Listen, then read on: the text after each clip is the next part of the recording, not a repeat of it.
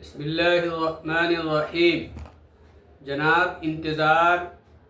گاؤں مچھرولی ضلع یمنا نگر سے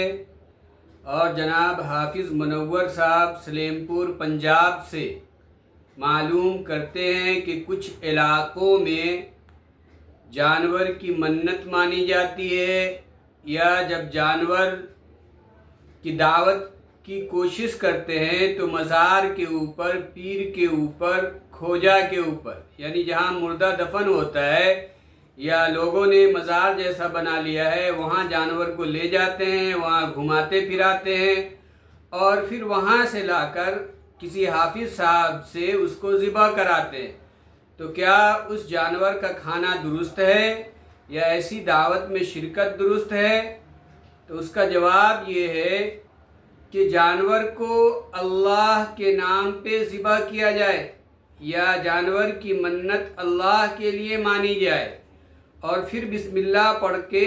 ذبح کیا جائے، تو ایسے جانور کا کھانا اور استعمال کرنا درست ہے۔ لیکن جو صورت پوچھی گئی ہے اس سے واضح ہے کہ جانور کو جو پالا گیا ہے، نظر مانی گئی ہے، وہ مزار پہ جو سویا ہوا بزرگ ہے یا جو سویا ہوا بندہ ہے یا جس کی قبر ہے، اس کے نام پر اس جانور کو پالا گیا ہے، اس کی نظر مانی گئی ہے۔ یہی وجہ ہے کہ اس پر جانور کو گھما کے لاتے ہیں اور پھر ذبح کرتے ہیں۔ تو بہرحال اللہ کے علاوہ کسی مزار میں لیٹے ہوئے آدمی، مرے ہوئے آدمی یا کسی بھی مخلوق کے نام پر ذبح کرنا یا منت ماننا یہ حرام ہے۔ اور جب نیت منت ماننے کی ہو غیر اللہ کی، بابے کی یا کسی مرے ہوئے آدمی کی، تو پھر بسم اللہ پڑھ کے جانور کے ذبح کرنے سے وہ جانور حلال نہیں ہو جائے گا، اس لیے کہ اس جانور کے ذریعے مخلوق یعنی مزار وغیرہ کی تعظیم کا ارادہ کیا گیا ہے،